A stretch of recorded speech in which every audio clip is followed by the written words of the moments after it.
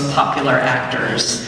Matthew McConaughey and Ben Affleck both made their screen debuts in Dazed and Confused.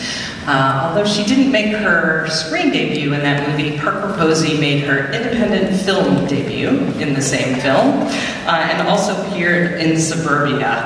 And she has graciously agreed to moderate our conversation with Richard Linklater.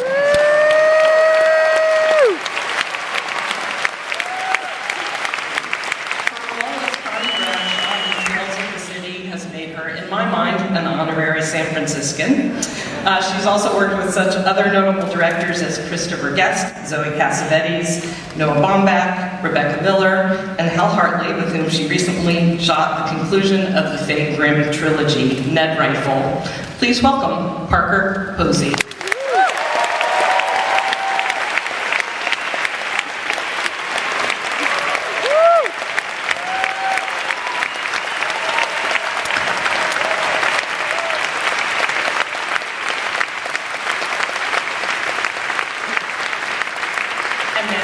Please welcome the recipient of the 2014 San Francisco International Film Festival's Founders Directing Award, Richard Linklater.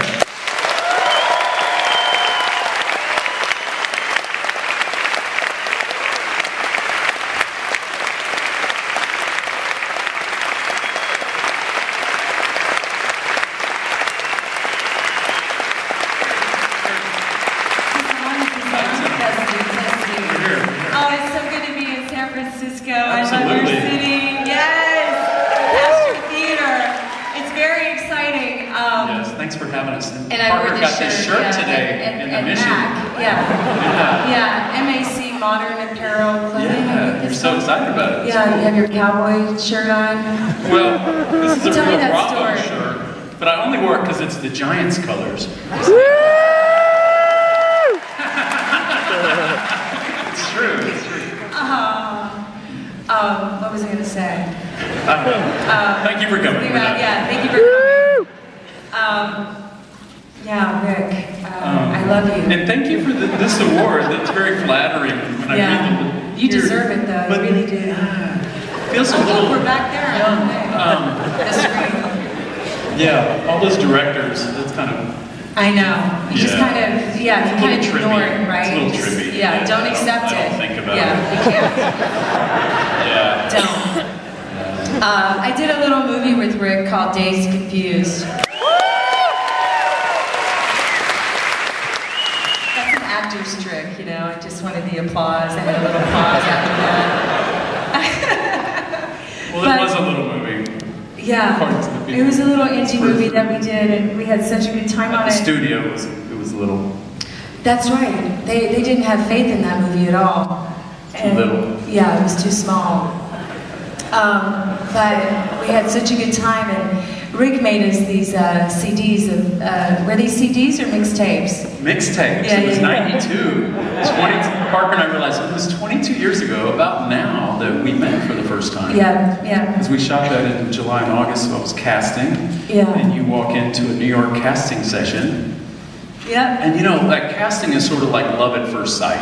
It really is. You know, you have to just have these names and these characters and these words on a page. Yeah. But I have a feeling for who it would be, but you don't know it till you see it. And you walked in the door, took about 3 steps, said a few words, and you had this. Yeah, I wanted to play the bad girl. You came and and I went, holy crap, this movie's happening. I mean, she's, it was awesome. And you Let's talk, wait. You were on a soap opera at that moment. Yeah, I was on As the World Turns. Yeah. It was your first movie, but you have been, acting for a long time. Yeah. I was just a few years out of college, but tonight's about you, Rick. Well, I never finished college. Yeah, you're a self-taught filmmaker. Okay, so I've been thinking about you for a few weeks now that I've, was asked to do this Q&A. So I fell in love with your work, all over again. And Rick and I just saw each other in October at the 20-year reunion of Dazed and Confused at the New York Film Festival. And it was at 20th, the film that would never have gotten into the New York Film Festival. 20 years later, they have this cool they like it now. Yeah, that was kind of fun.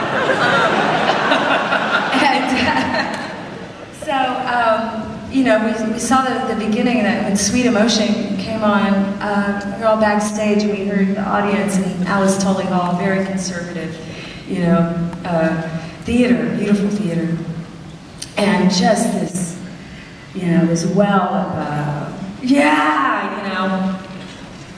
And that song, and then at the end, we came on stage and the faces, I'd never seen like a crowd be so happy. And I remember Kahani Korn, who shot a documentary when we were making that film. She came, she sat through the screening, and she said that was pure joy. Pure joy. And, you know, a lot of movies, especially now, I get a little scared when I watch movies now because I think, you know, something violent is going to happen.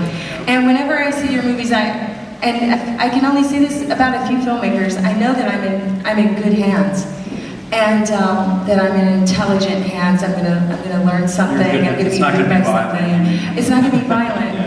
And you know, I talked to, I didn't talk to him. I emailed Ethan Hawke, and I just want to. We were talking about you. I'm talking about you. We're emailing about what makes work so special. And he said something about.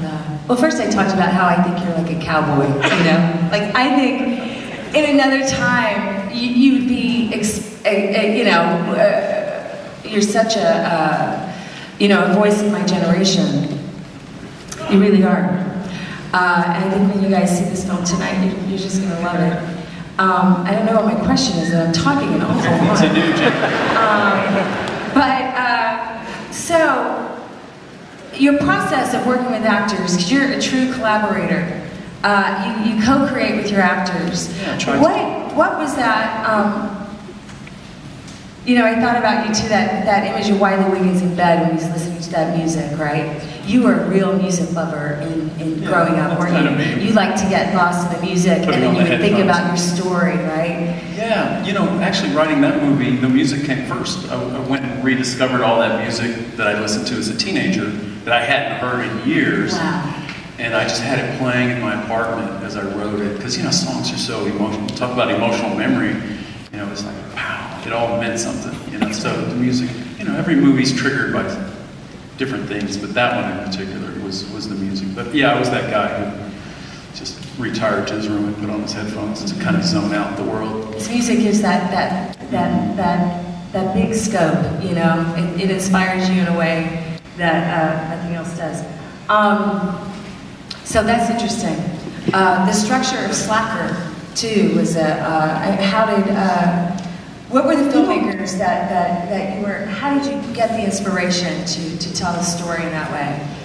That was one of those ideas, and I think in my whole film life, the two ideas that I had that were the most kind of out there were actually the idea that hit me, I think in 1980, probably about 83 or 4, as a, you know, just young guy, kind of on fire, just in love with cinema and all its possibilities, thinking about I remember I was driving late at night and I said, well, why couldn't you make a film that just went from one person to the next and to the next, and it would just be this kind of chain, but it wouldn't be a typical, you know, it's like a way to tell a story. And I got to think about that for 5 years, and finally made that movie. We were talking earlier today about a house that you lived in Austin. This reminds me of San Francisco and Austin. They're like brother and sister, you know? Because I feel, when I come to San Francisco, I feel like this interconnectedness and Tales of the City. There's a vibe here. There is. And a really special Austin quality. And Austin is like that too. Every state has a San Francisco of, we're the San Francisco of Texas. we were like a little psychedelic capital of Texas, which is more illegal probably in the 60s than here, but guys are probably still serving life sentences for 3 joints and a tab of acid or something. But yeah. So you were living in this house you were talking about earlier, because you were talking about houses in San Francisco. You lived in some kind of, it was a Janis Joplin house or something. That's true. Yeah, she had lived there in the 60s before she moved here. So yeah, there is this Austin. And people came in through the doors and were like, yeah, our door didn't work, so anyone could walk in. We had an open door policy without really unofficial, but. That's so creative, you know, always keep those doors open. Yeah, well, that was the house the Austin Film Society started in. Made my first films in. It's in Slacker. It's right on West Campus. It was kind of that neighborhood. There would be like, you know, drug deals going on in the front porch, little skinhead fight going on in the parking lot. You know, it was a pretty crazy time. The 80s were pretty nuts. So that film kind of came out of my neighborhood in that way. But everybody it was cool. It had a great vibe. So that movie, I just wanted to, it was kind of, I think it falls in the category of like a backyard movie. It's just your own first film that's, if nothing else, kind of an anthropological look at your own world. And I love how people you knew and what people were talking about in a certain way. I was just trying to capture that energy. Because I think I'm an observer, you know, I go through life kind of, I'm an introvert, I'm more of a listener, I think. But I always saw things in kind of some metaphoric terms, you know, I'd be kind of drift by a coffee shop and all these people would be talking and I would hear some crazy guy saying something. And it always seemed to me like a subject, like I was thinking in stories, like that's a movie, that's a, you know, that'll be in this movie. I was always channeling things through the filter of cinema. So when it came time to actually make a movie, I wanted to make it about all these things that meant something to me. Yeah, that was kind of in front of me. Yeah. So that was the subject matter I wanted to deal with. I think that's the moment in your life, you know, when you decide, I mean, first comes love of movies, but then somewhere down the line it's, well, what kind of movies would I make? You know, I don't know. You know, you're kind of discovering yourself. And that's why I didn't think I was particularly funny. I thought I was pretty serious in my approach, and I was really surprised. Not surprised I was going for it, but that people laughed at stuff I put forth. I was kind of, it was a surprise to me. I was happy because I was kind of, but I didn't know I'd never considered myself funny, and I feel like I'm a comedian, you know, all my films are I didn't funny. consider myself funny either. You didn't? No, I didn't. Can I share a story that is really like kind of funny? When I was little, I was like 7, 8 years old, and I was at camp at Strong River Camp and Farm in Mississippi, and they appointed me to direct the little play that was happening there, and they wanted me to write and direct it, and I was like, okay, I'll do this thing, you know. And I made up this little story of Goldilocks and the Three Bears, but I was Little Red Riding Hood as a detective, discovering the case of Goldilocks and the Three Bears as Kojak. And I went on stage and I said, "Who loves you, baby?" And everyone laughed. And I remember thinking, that's not funny. I'm a detective. I'm playing Kojak.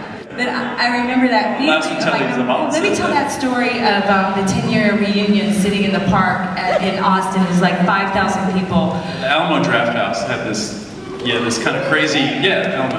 They had this reunion they hosted with an outdoor inflatable screen, and it was at the location of the Moon Tower at the end of that movie. So we all were back there at that park.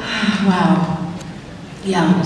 But it was kind of like Woodstock or something. Yeah. So all these people came in, and we were talking about this backstage. It was like a rock concert. You know, we all arrived like, kind of, what are these people doing here? And then they were all there to see this movie, and they had their blankets and their beer and food and everything, and we watched this movie in the grass, and I see this boom shadow in one of the reflections in the car. You know, you're not supposed to see the boom shadows in the reflections. And then there was that extreme close-up of the beer keg, and then everyone was laughing, and the people were standing up and singing to the songs, and they were quoting the lines from the movie, right? And I look at you, and you're laughing, and I go over to you. It was after that boom shadow, and you start laughing, and you said, "I made a drive-in movie." We had no idea. And this is part of someone's genius. It's like, it was the teenage drive-in movie. It's like, because at that time, we'd go to the drive-in, and the teen films weren't really that good. They were kind of exploitation films. Yeah. And so it was like, well, but you see him in a drive-in, so I did imagine that as kind of a teen film that I would want to see at that moment, but the subject matter of that would never be a movie you would want to see at that moment, because nothing much happens. But in a period, look back, it became interesting. Yeah, but, that's right. You know, nothing, you know, Roger Corman wouldn't have financed Dazed and Confused. And I just, you know, but... Can we talk about the sunrise, sunset, after midnight films? You know, can I give you one thought? You know, 'cause I did Am I really bad? Am I okay?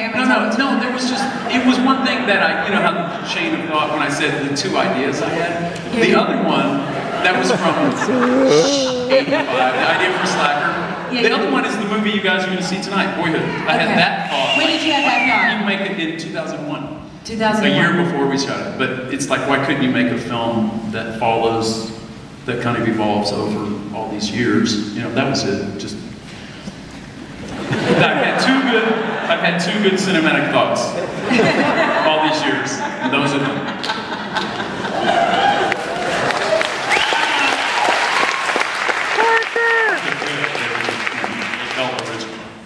No, well, I'm going to go to my notes right now.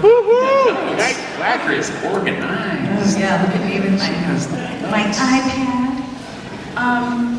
We were talking about San Francisco movies earlier. Yeah, we were. My favorites. Yeah, what are your favorites? I had to update it. A journalist asked me earlier, and I said, well, you know, I guess you have to go with Vertigo, but then I thought everybody would say that. Yeah. You know, which, you know, it's only one of the greatest films ever made in San Francisco, so I guess it has to be. But, when Vertigo! But then you think, well, Dirty Harry is pretty damn great. Foul Play. That's great. Foul Play. But have any of you ever seen a San Francisco movie called The End by Christopher McClain? How many people? Yes, because I asked a few people. We showed it at the Film Society quite a bit. It's a wonderful kind of beat film from 53, 54. It was like one of the first films to kind of reflect America in a kind of post-nuke era, and it's kind of beautiful and experimental. It has that kind of existential dread, and it's very funny. And McClain was a Bay Area poet and filmmaker. I think he passed away in the 70s, a little young. Oh, wow. But he made 4 films, but The End is his masterpiece. So I think you can find it on a compilation somewhere. But I'll throw that out there. He's one of your own, and he's amazing. So for tonight, The End is my favorite San Francisco film. You have a film society in Austin. Yes, to this day. We had a screening the other night. Yeah. What did you screen the other night? I'm hosting an 80s series. Oh, wow. Every Wednesday night I show a film from the 80s. It's going to be a long series. These first 15 films are really, we're only up to 83. It's going to be a multi-year thing. I think the next series is going to be 84, 85, 86. So I'm just doing a sampling of films from around the world that I remember seeing. You know, it's weird about older now. Like I was all in with cinema probably in the early 80s. So I'm seeing these films now, 30 years later. Some I've seen again, but it's really cool to see films and think, like, God, so many of them are like, God, that film's so much better than I even remember. So I'm just the other night was Fanny and Alexander. I mean, that was great then. Yeah. But we're showing 35 millimeter prints. Beautiful. And it's so fun to talk about a film that isn't my own. You know, you get up and do a Q&A about a garnered film, Never Man for Himself, and you just talk about it, or talk about Bergman. Showed Cutter's Way the other day, Star 80. I mean, I'm just showing, and try not to show the obvious ones that everyone's seen, but little, things that maybe I feel like the next generation hasn't necessarily seen or picked up on. I just assume everyone's seen these movies, but I often ask, how many of you have ever seen this movie? And sometimes some hands go up, and almost no one's seen them in a theater with a print. So it's really special. So that's why, you got to really support this wonderful film society you have here. I know you're supporting it this week. Yeah. During the festival, obviously, but year-round, that theatrical experience is so special. It really is. people, we get together, we talk, we hang out in the lobby and talk about films, and it's so damn exciting. And so, yeah, that can't ever die. That's why we're here.